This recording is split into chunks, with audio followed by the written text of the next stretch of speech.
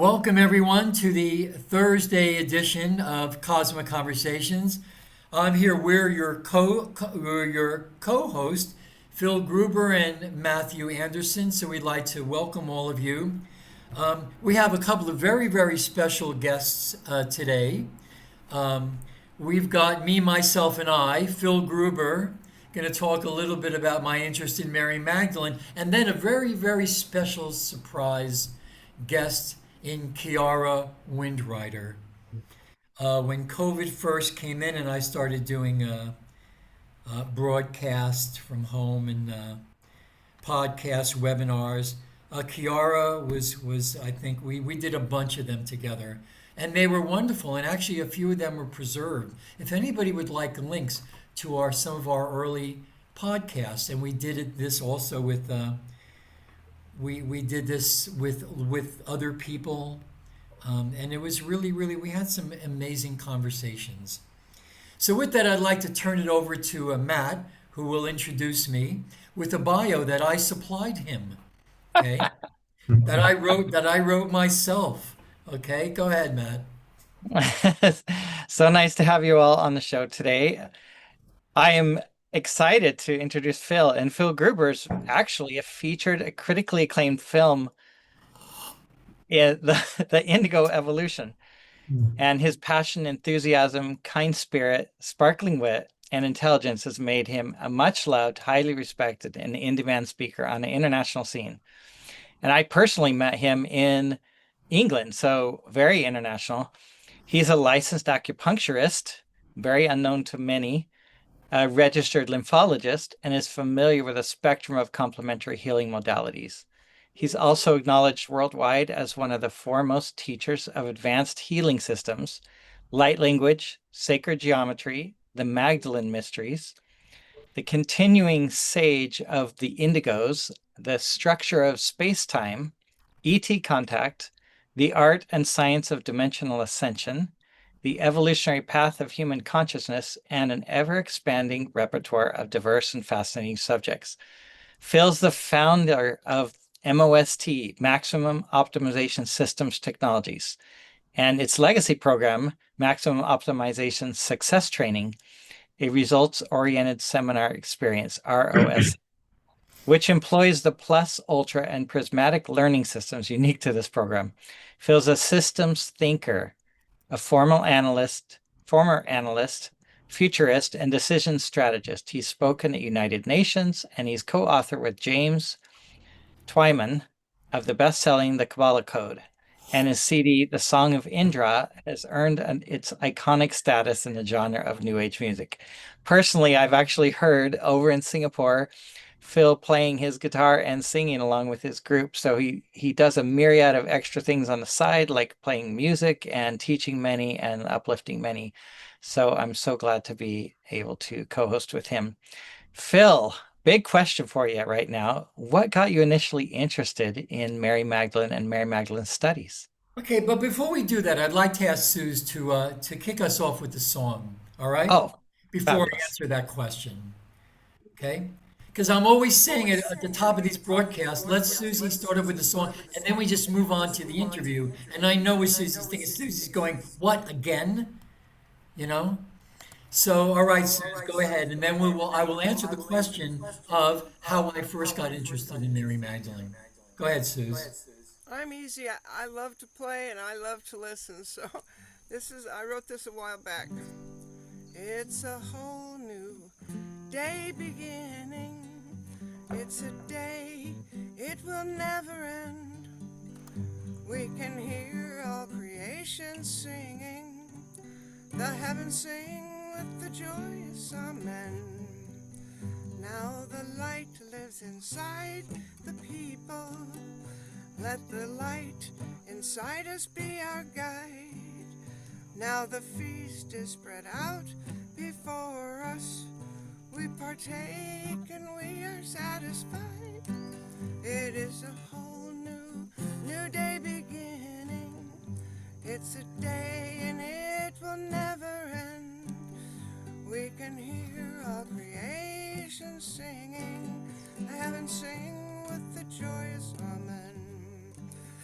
Now we live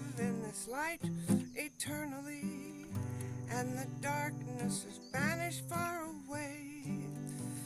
We free all creation fully as we live in this love every day. 'Cause it's a whole new day beginning. It's a day, it will never end. You can hear all creation singing, heaven sing with a joyous amen. Thank you, Suze. But we actually, before we actually begin, this is, can you mute yourself now, Suze? Oh, yeah. Okay. This is in our part of the world here. This is one of the high holy pagan holidays. This is Samhain, which is believed to have Celtic pagan origins. And this is why it's so interesting that this is happening today, because there is a connection with, I believe, with Mary Magdalene. Some actually believe that she herself has Celtic origins. But Samhain is believed to have these Celtic pagan origins. Some of these Neolithic passages, the tombs in Great Britain and Ireland, they're aligned with the sunrise at this time on this day. It's mentioned in the Samhain is mentioned in the earliest Irish literature from the 9th century, associated with many important events in Irish mythology. The early literature says that this holiday was marked by great gatherings and feasts. It's not recorded in detail until fairly modern times, like Beltane, another high holy pagan day. Samhain was a liminal or threshold festival, which means the boundary between this world and the other world is blurred, so making contact with the spirits or fairies more likely.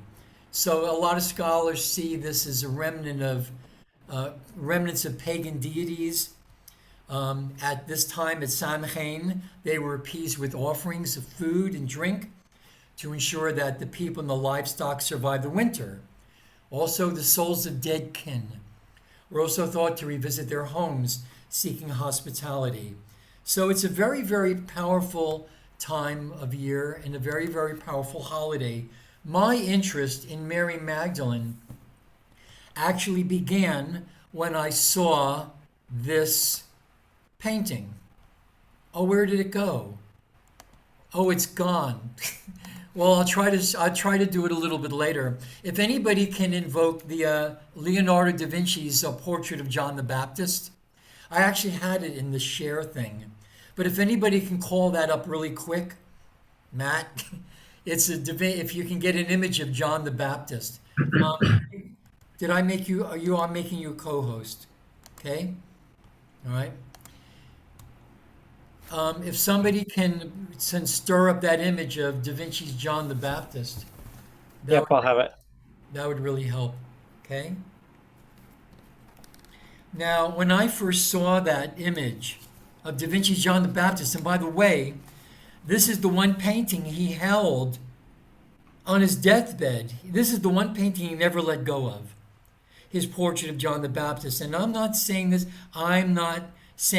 that, or the other. I don't exactly know what it means, but I bear more than a striking resemblance to Da Vinci's John the Baptist. I am the living image of Da Vinci's John the Baptist. Well, certainly in my 20s. I've aged a lot since then. But even now, people can see the resemblance. But in my early 20s, my mother almost fainted when she saw it for the first time. And I've been to the Louvre on several occasions. I even thought of taking it off the wall and posing with it.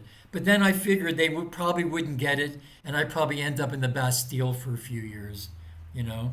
But technically, it does belong to me.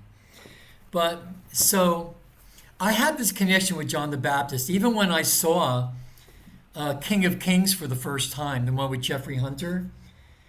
Every time I've seen a movie with John the Baptist, and I always Yeah, there it is. You can even, it's right up to the smile, the look in the eyes. I have innumerable photographs of me with my finger pointing up. I don't know.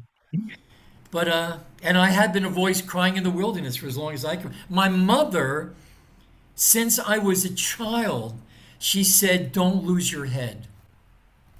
Or if your head wasn't attached to your shoulders, you'd lose it. I mean, what does that mean? But I've had this connection with John the Baptist. I'm not saying that I was him or I am him, but there's been this connection. Okay, so everybody got a good look at that? Man, it's frightening. It's really more than a passing resemblance. What it means, I don't know. But that's where it started. Now, you say, well, what could possibly be the connection between me, John the Baptist, Mary Magdalene? Well, there are rumors that Magdalene was first married to John the Baptist. Now, again, I am not sure. All I know is that I remember many, many years ago, and I think Kiara, I think I mentioned this a long time ago. I was at one of what's his name, Joshua Stone's Melchizedek gatherings in Shasta, many, many years. I guess it was in the middle or late '90s, and they had an ascended master panel, and there were two Yeshuas on the panel, and everything was going kind of smoothly until one of the Yeshuas said, yes, and after the crucifixion. And then from the other end of the room, the other Yeshua goes, excuse me, I was not crucified. And they started having an argument. Yeshua's on this Ascended Masters panel was having, oh, I was crucified. No, I wasn't. Yes, I was. No, I wasn't. And then it got to where, oh, I suppose you're going to tell me I wasn't married to Mary Magdalene. Well, I wasn't, but I was. No, I wasn't. Yes, I was. It was just, I wish I could find a recording. It was just so,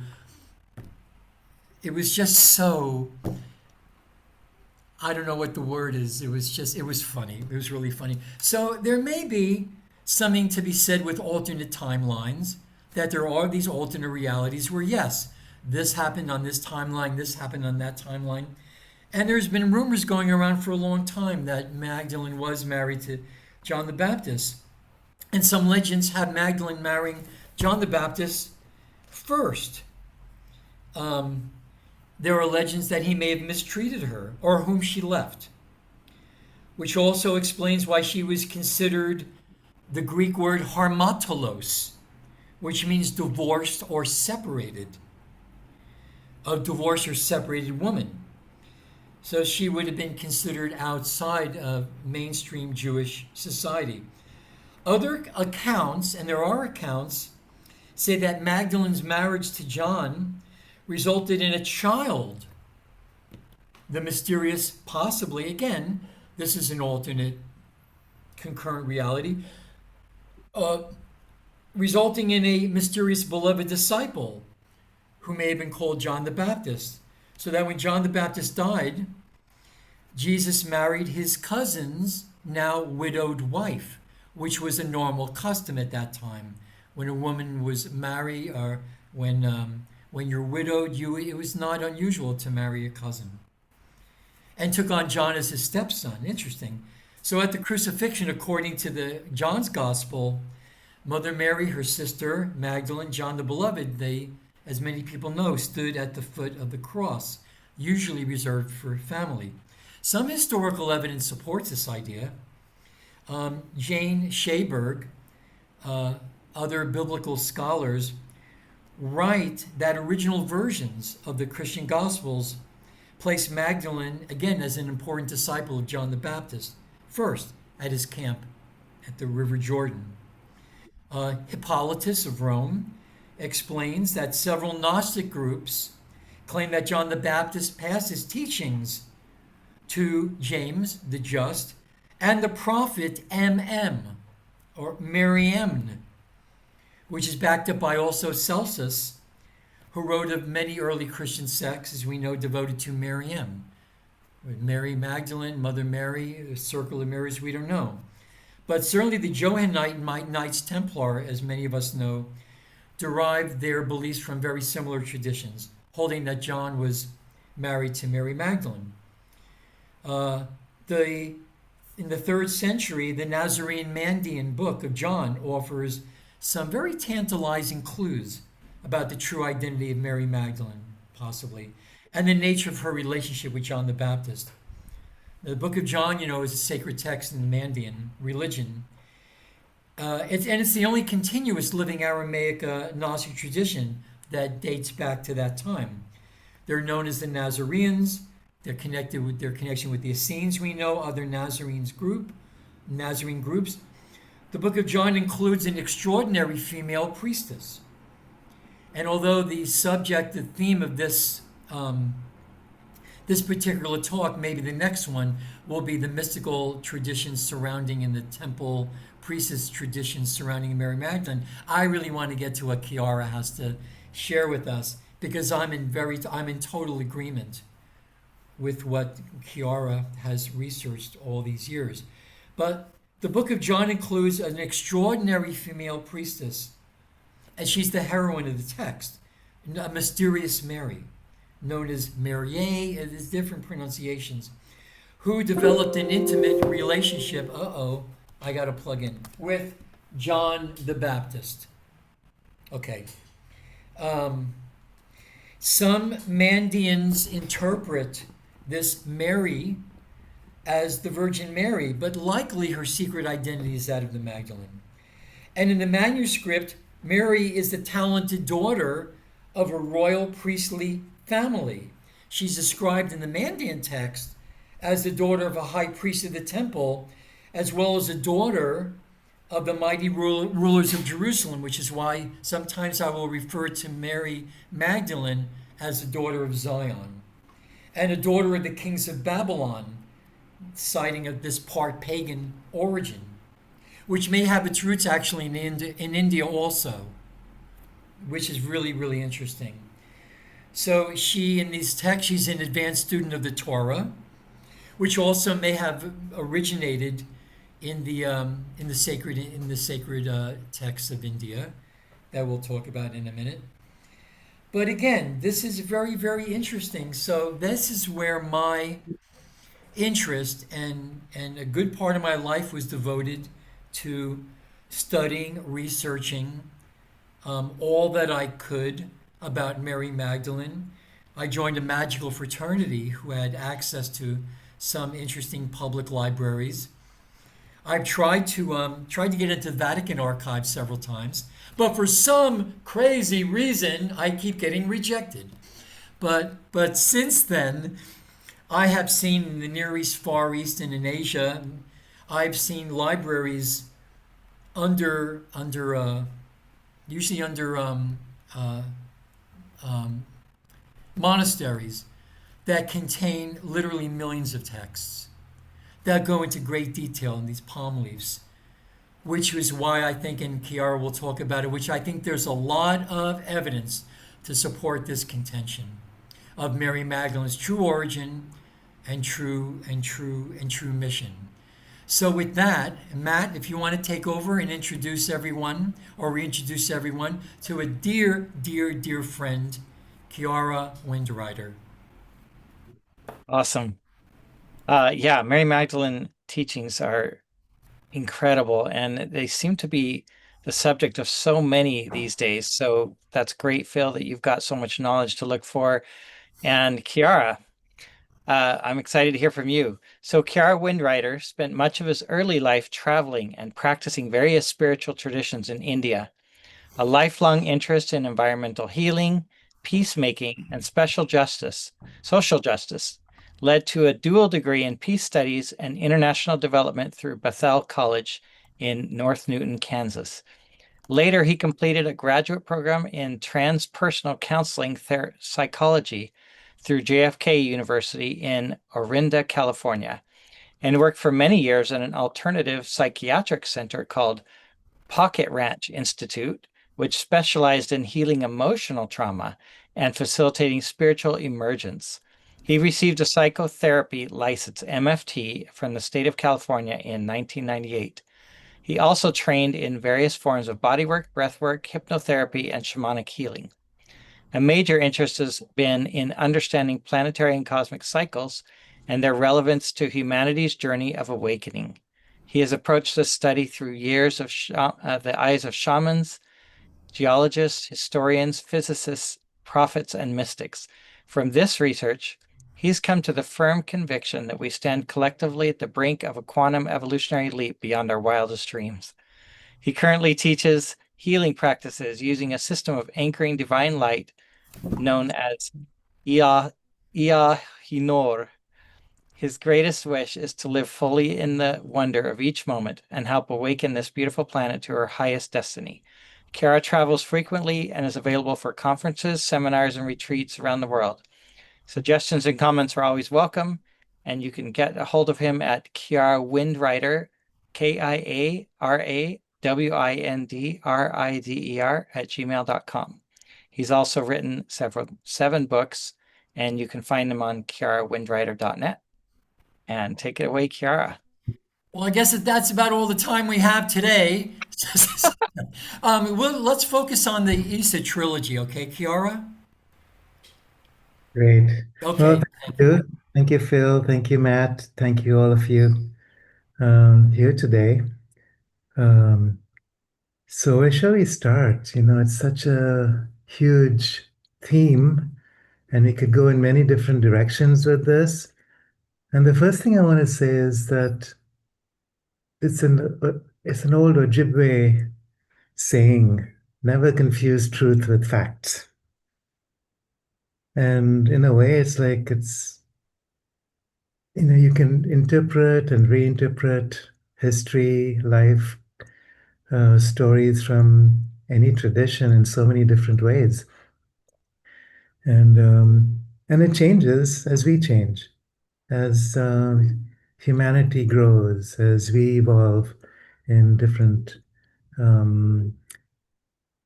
ways. So what I'm going to share today may be different from what I've ever shared before. It may be different from what anyone else may have said. And it doesn't necessarily have to do with one particular timeline that we call factual history. So as Phil was sharing earlier, this is a theme that I've been studying and following since my early days in India. And India has always been a hotbed for so many different traditions. And the Vedic traditions, the Buddhist traditions, and perhaps the early Christian tradition as well, which is different from what we know in the Western Christian churches, which was formulated and codified by the Roman Catholic Church, which is different from the Eastern churches. And I want to make that distinction. So there's a book I read a long time ago. I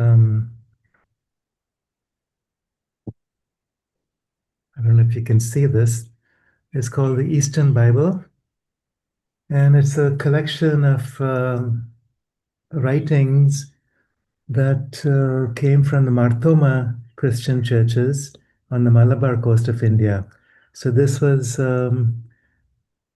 founded by Saint Thomas, who was a twin brother of Jesus. Not everyone knows that. And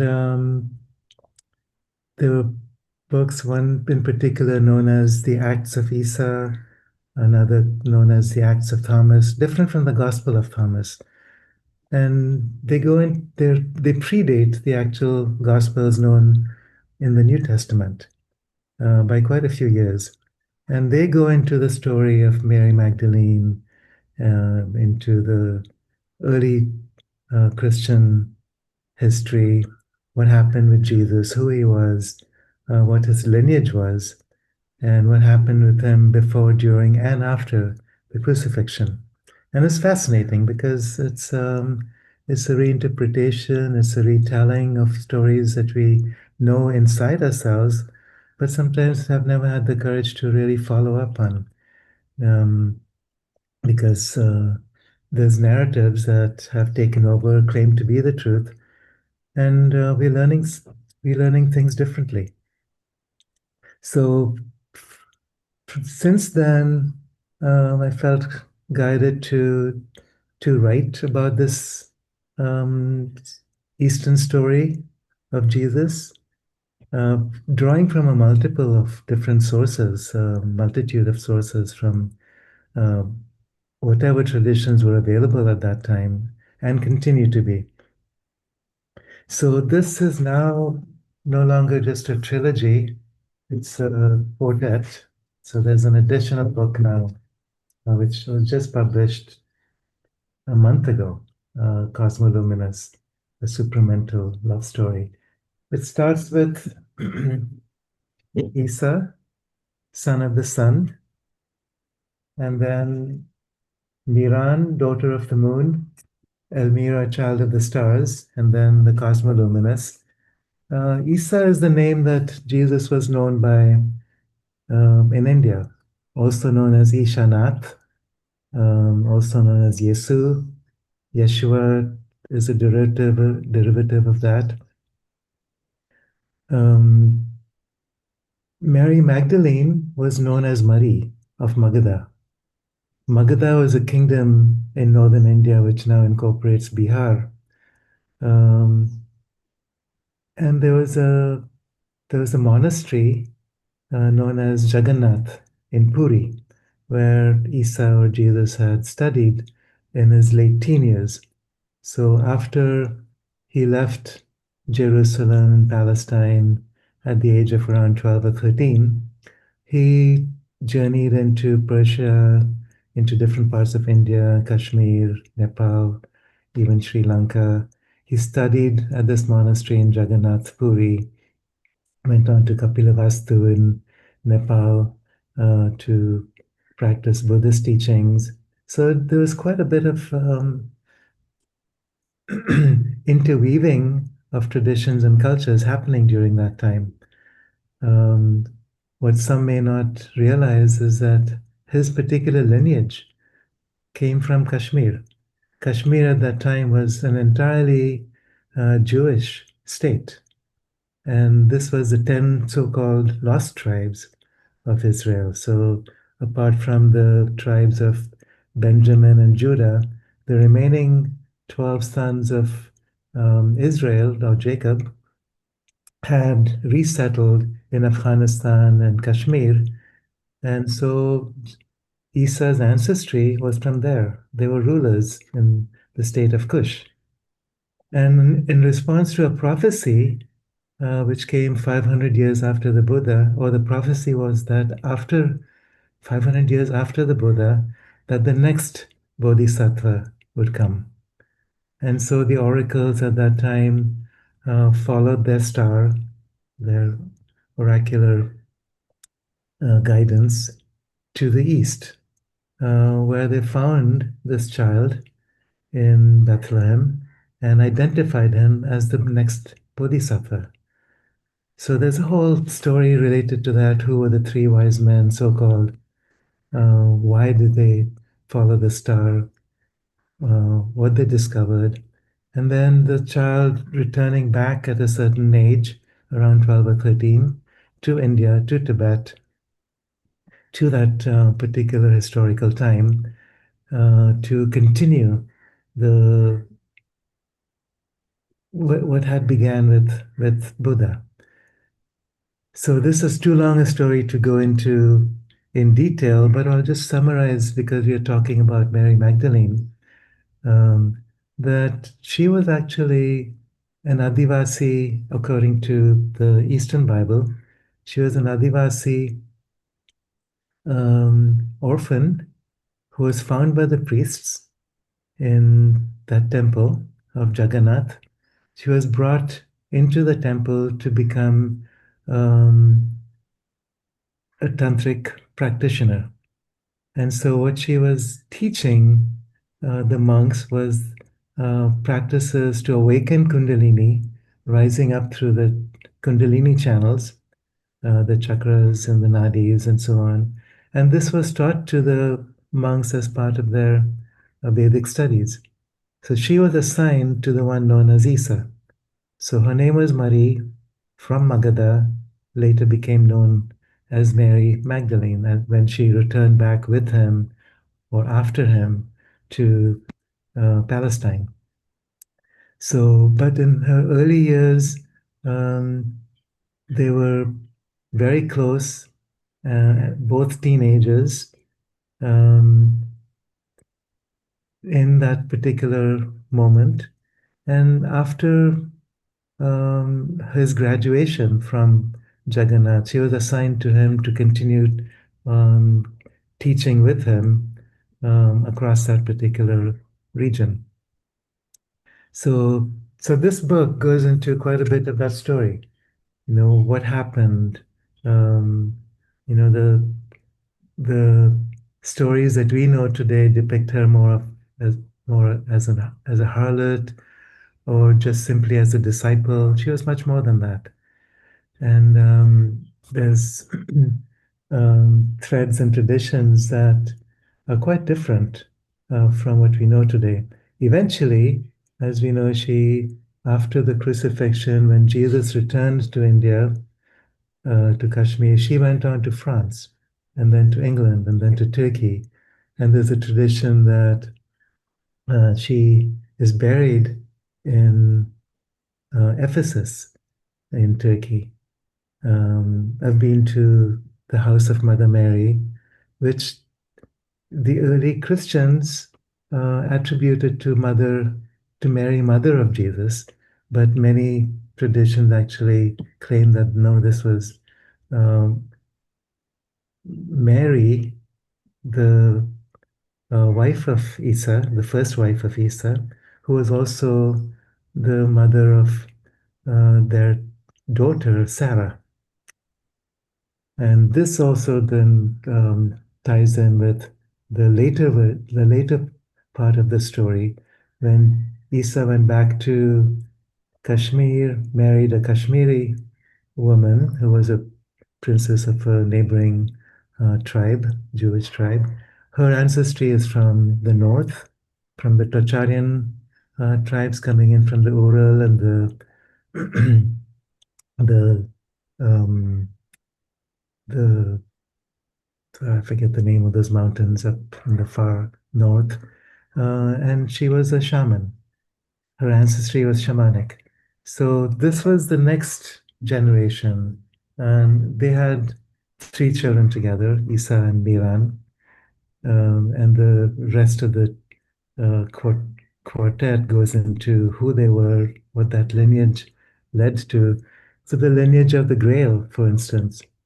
Um, The Grail kings were descendants of Isa's son Eliakim, who was the second son of Isa and Miran, and his first um, child, Sarah, through Mary Magdalene, or Maria of Magadha. So those two traditions come together. Um, and Hiranya, the first son of Isa and Miran, became part of the lineage of the Merlins. So there's a whole tradition that goes into uh, what the Grail Kings represented, who they were, and what their missions was about. It was never fulfilled in those times, but we're close to completion of what that mission is about today, which is basically the new race of humanity. Um, in fact, the fourth book of the quartet, Cosmoluminous, goes into the new species that's arising today. Um, and this is something that Sri Aurobindo and the mother spoke about. Many of the yogis and mystics in India are familiar with. Rudolf Steiner spoke about this. Um, and um, and we see this now coming into fruition more and more. So I think many of us have a deep understanding of this on some level that we cannot even begin to define. Many of the new children being born today have come in with those codes and those triggers. So, um, so it's a long story, and we could go into this in great detail. But I'm curious, if there's specific questions or directions that you wish me to follow. Yeah, it's really incredible that you're sharing, the historical vision of who is Mary Magdalene. So how do you distinguish this historical personage from the living energetic presence that you describe in the teachings and texts? hmm. Yeah. So, well, a lot of it is based on historical details from the Mar Thoma Christian Church in um, I think it was in the early 40s and 50s. And so this then became part of the Mar Thoma tradition, which when the Portuguese came in the 1600s, they basically burnt all the books that had been used at that time. They basically massacred a lot of early priests and destroyed that tradition. So there's not much remaining um, today from that tradition.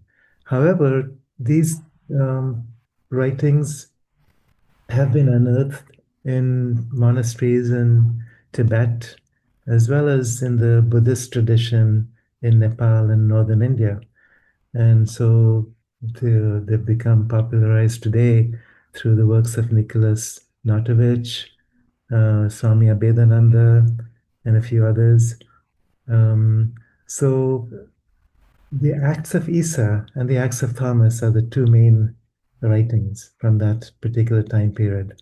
And they then led to the four Gospels that are popular in the New Testament: Matthew, Mark, Luke, and John.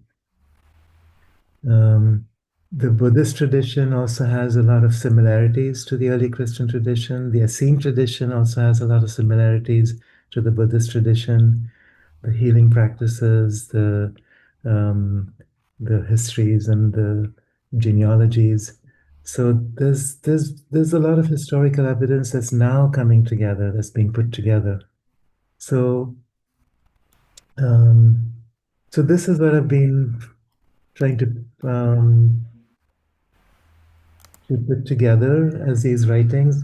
Initially, I was going to write it as nonfiction, Mm. um, and then I realized that the Vatican would probably get after me and you know take my You head. write a lot about the Yeah, energetic presence of Mary Magdalene, the living energetic presence.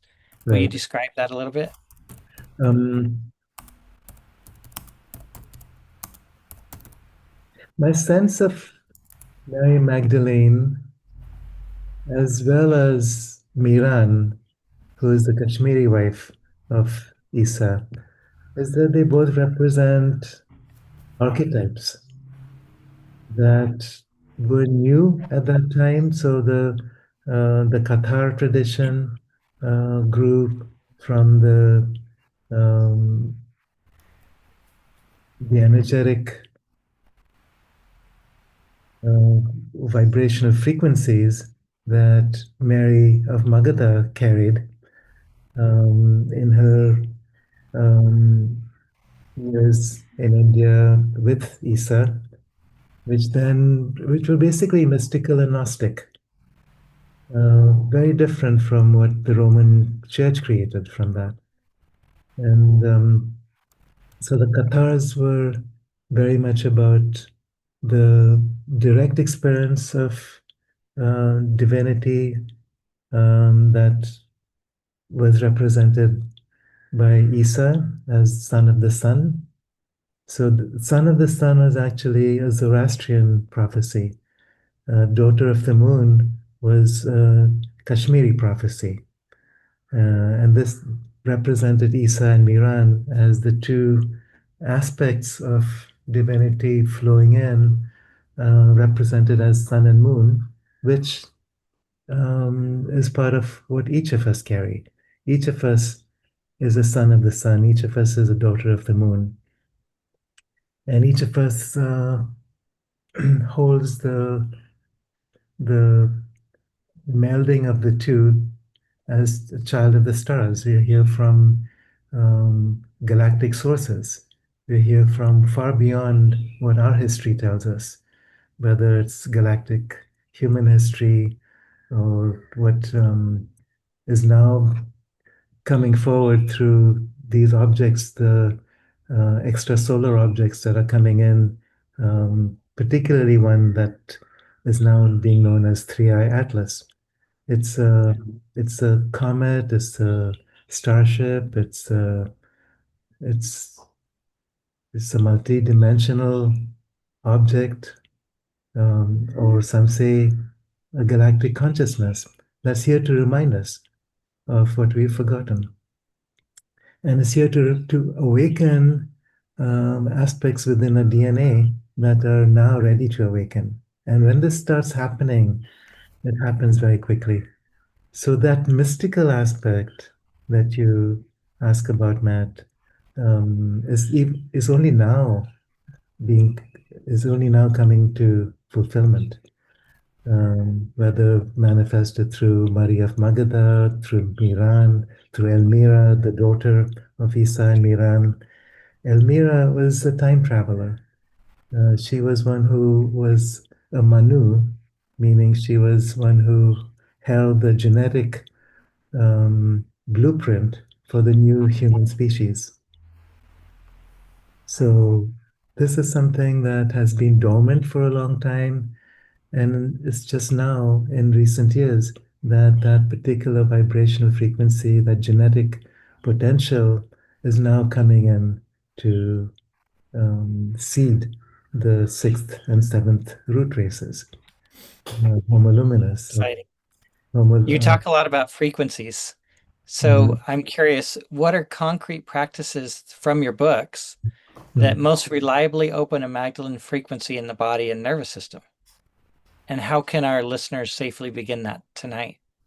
Well, a lot of these teachings are about taking the light body.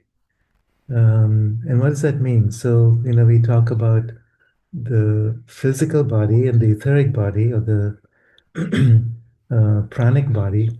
Then there's the emotional and mental bodies. And then there's the soul body, which the Vedic seers knew as the Anandamaya Kosha, the body of bliss. And as these five bodies merge together, there are various practices to facilitate this.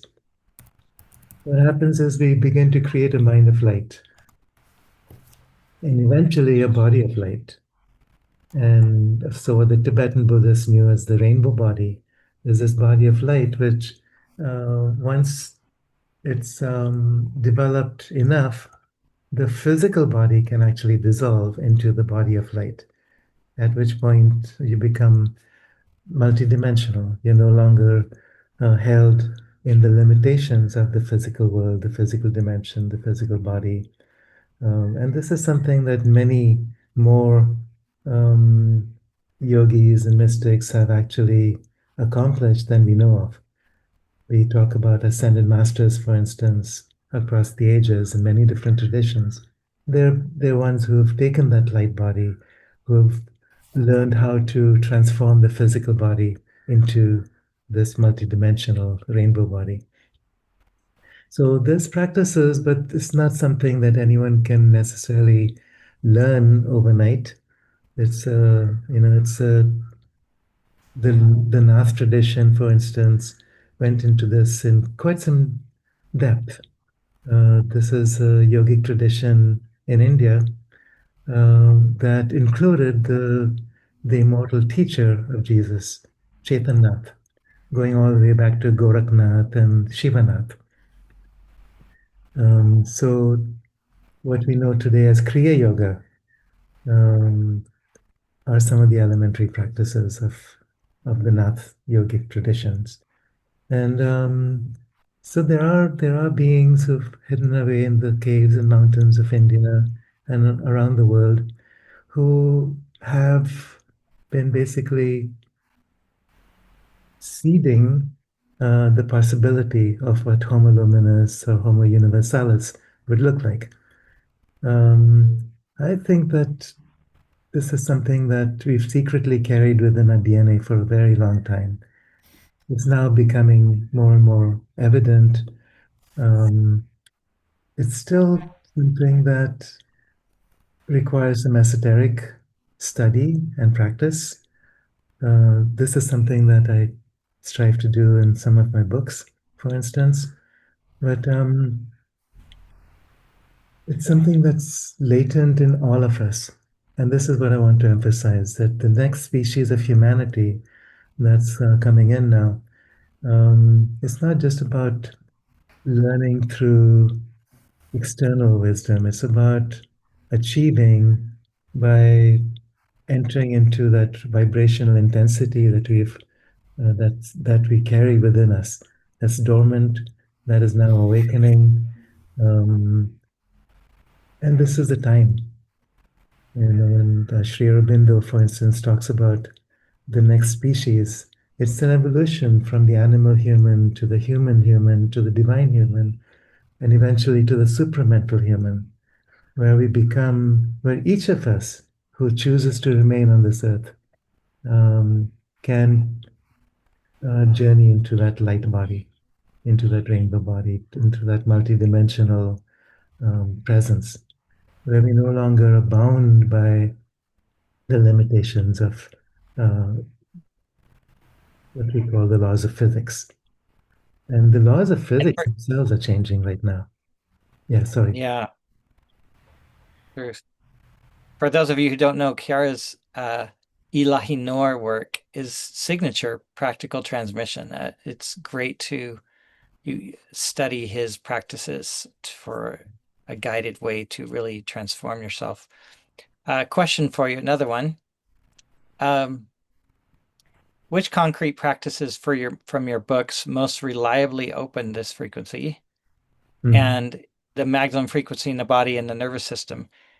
And also, you talk about sacred geometry, you talk about intuition, you talk about initiation, you talk about lineage. Is there a specific place or ritual or symbol featured in your writings as the strongest energetic key to the Magdalene initiations? Hmm.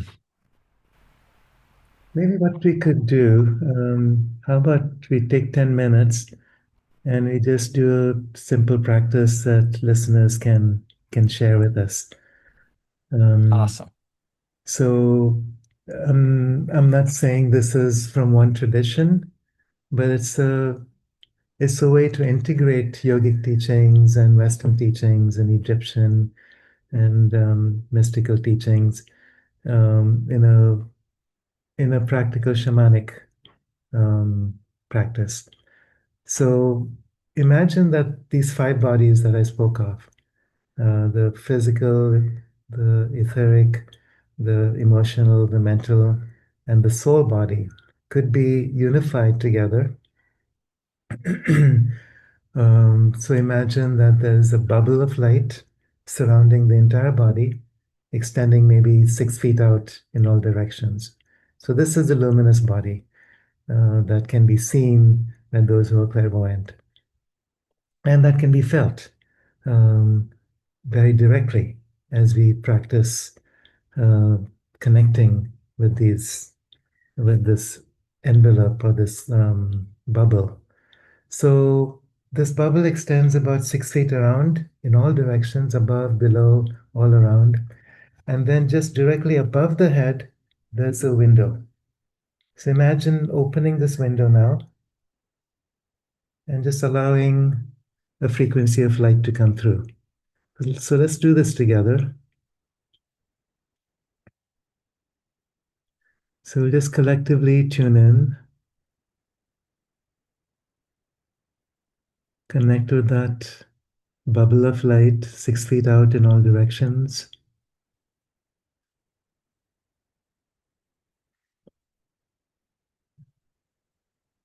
And then become aware of that window 6 feet over the top of your head, which in some traditions was known as the eighth or the ninth chakra.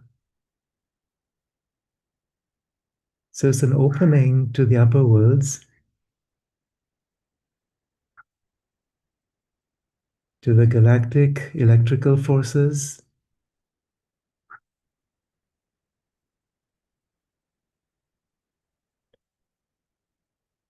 This is what I refer to as Ilahinoor. It's that light of divinity that overlights each of us. And the moment you open that window, you begin to experience this powerful electrical force of light, like a galactic waterfall pouring in. And you experience this coming down through all the five bodies. So, all the way out through that bubble of light, 6 feet around you or more, including all the way down through the physical body and into the earth.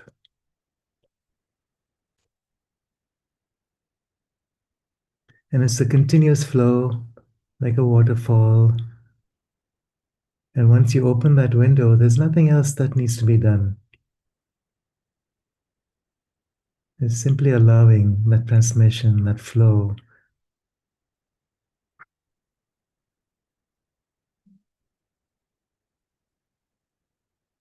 Getting stronger and stronger, more and more potent as it continues to move down through these five bodies and unifying these five bodies.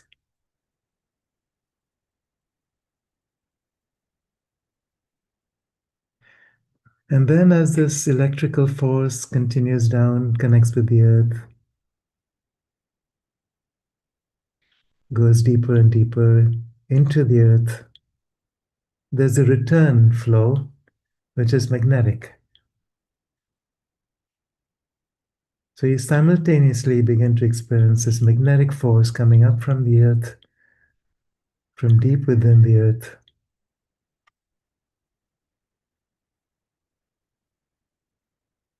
up through the dimensions, below the earth, up through the feet, up through the physical body, up through all five bodies,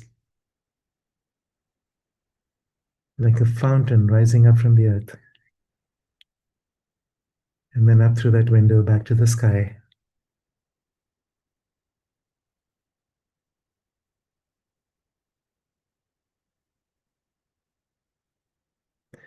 So the downward flow is electrical, is highly energetic, is cleansing, is purifying,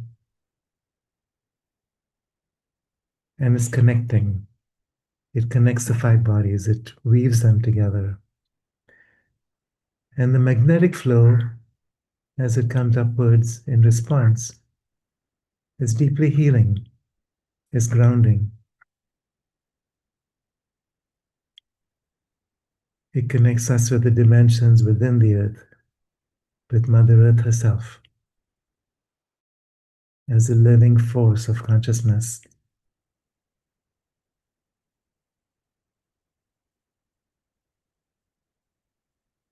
Each of us, born here on this earth, belong to her as a living force of consciousness, as an aspect of the Great Mother.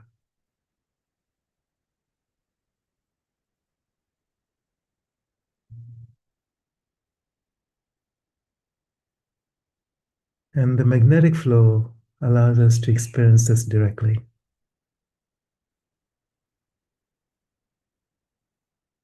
And together, the electrical and magnetic forces connect the Ida and the Pingala, the two nadis crisscrossing the center of the spine, which allows Kundalini to both rise from the root up to the crown and then descend back to the root.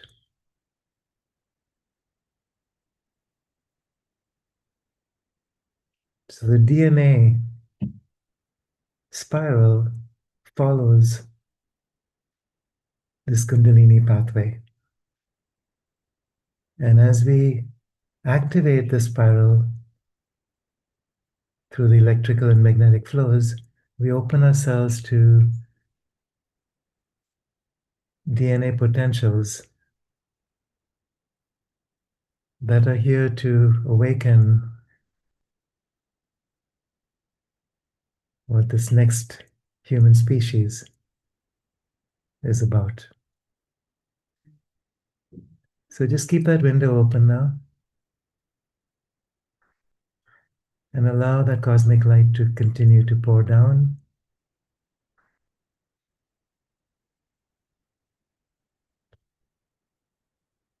Connect with the earth.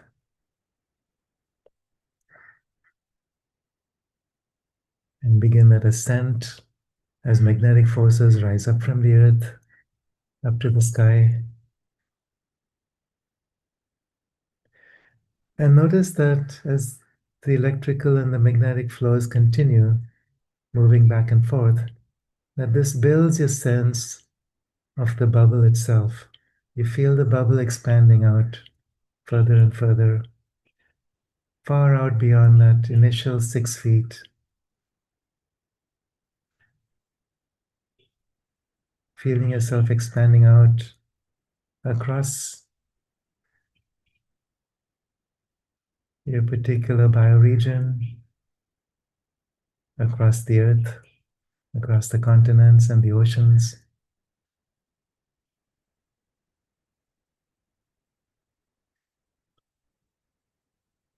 Begin to experience yourself as one with the living consciousness of Gaia.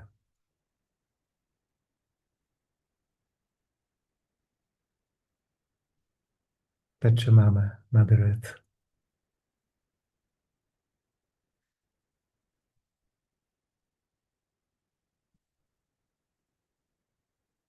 And this is only the first step. You can continue going out, extending out across the solar system, across the galactic system, across the cosmos, experiencing yourself as one with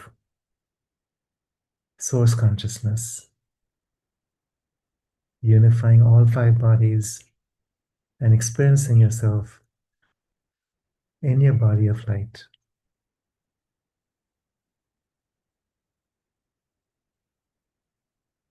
Spanning across dimensions, across universes, beyond limits. So you're beginning to get a glimpse of this as we do this practice. And it's something you can continue on your own anytime you like. Simply connect with that bubble, open that window, and invite that electrical force, that galactic light, that Ilahinoor frequency, that supramental descent. Invite that in through each of your 5 bodies down into the earth. Experience the return force, the magnetic frequency rising.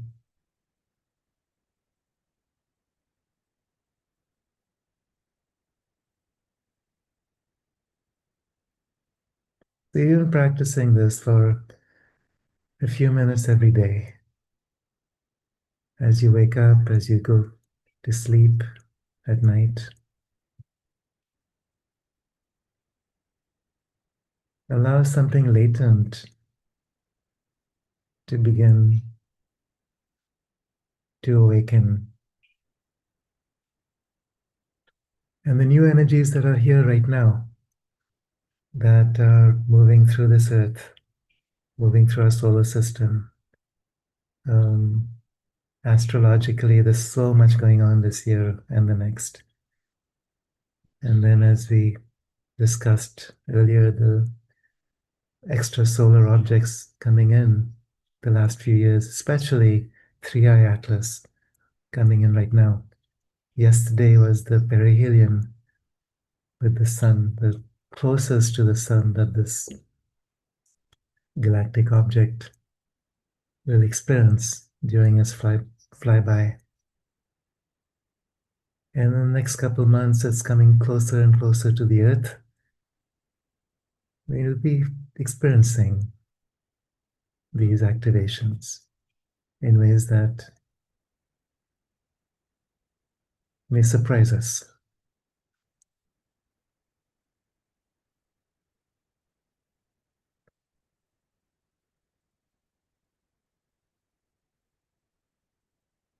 So that's a glimpse of something we can begin on our own and collectively, and something that's going on beyond the surface of consciousness as well. So thanks for asking. Unmute, Matt. I said, thank you so much for sharing. We've noticed that our listeners really love to not only understand and learn new things, but put into practice many things. So that's beautiful to do. I have one closing question, and I would love to ask you, Kiara, and then another closing question for you, Phil, as we finish up today. And we sure appreciate all that we have learned so much. So, Kiara, across your storytelling and in your manuals like Doorway to Eternity, Homo Ah, Luminous, etc., you teach about co-creating a new human. What daily alignment, inner alignment, would you ask our listeners to commit to, or even a daily vow that we can do for the next 30 days to embody those visions? beautiful question. Well, how about if we just take that practice we did, do that every day for 10 minutes? Opening the window, inviting the cosmic light, inviting the response from Mother Earth, experiencing those two forces moving through our energy and physical bodies, and offering ourselves in service to Mother Earth and to the Divine Mother. Because the Great Mother uses us as we open and as we surrender, as we let go of our own human definitions and open to infinite possibility. Beautiful. And what would you recommend for tracking the progress and staying accountable in community?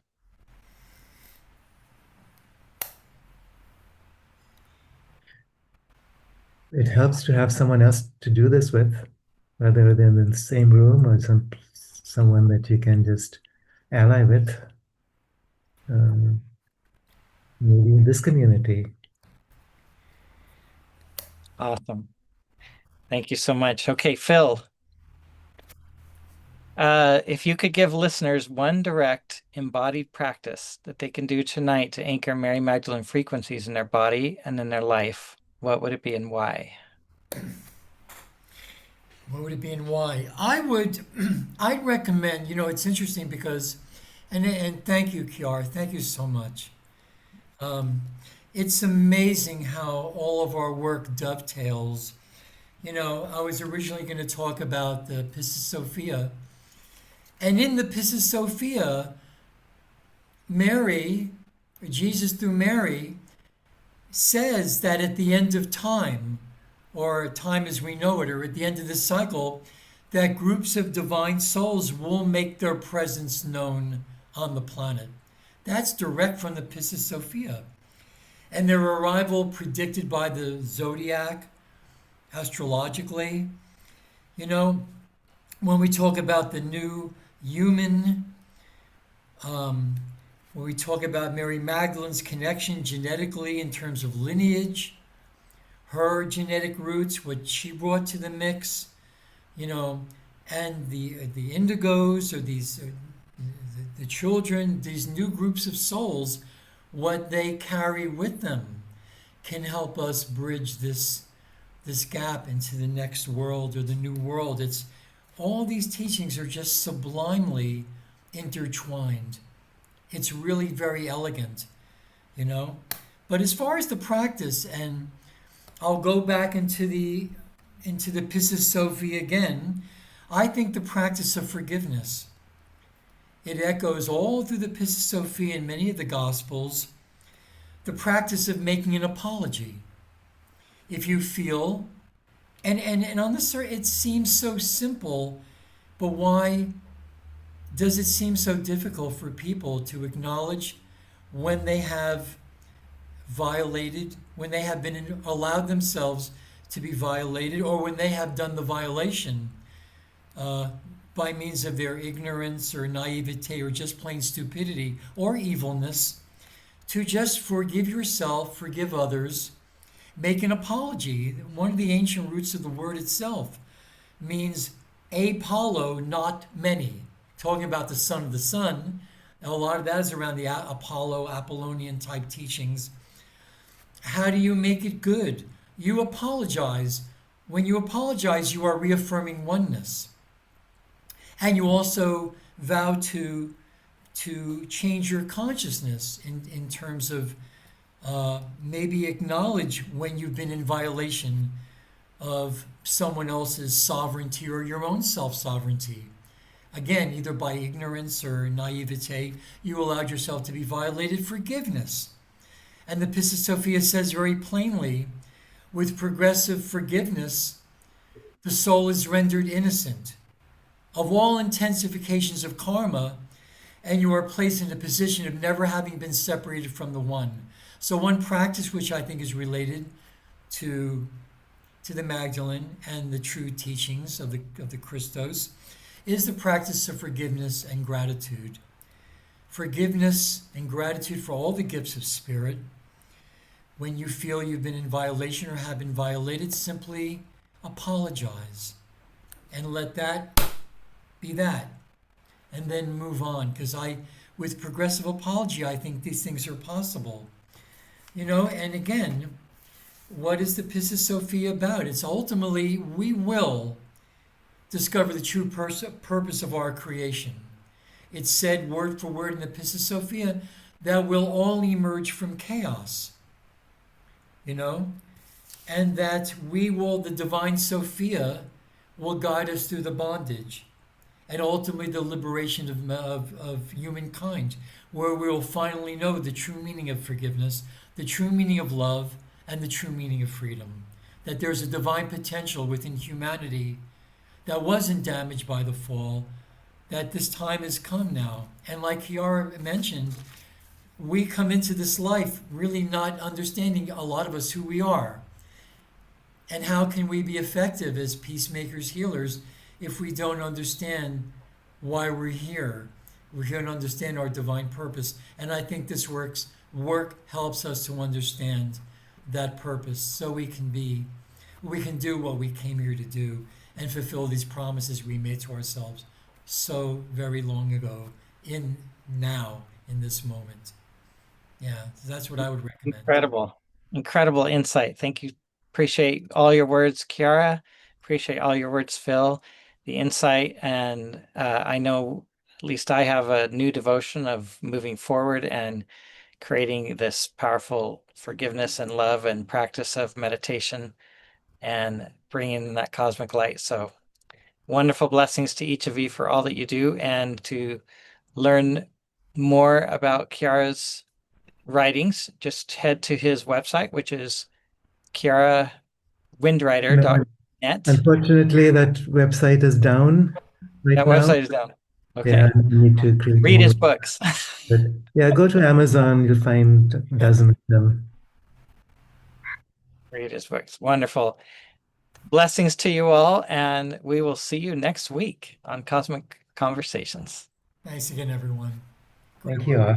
Thank you all.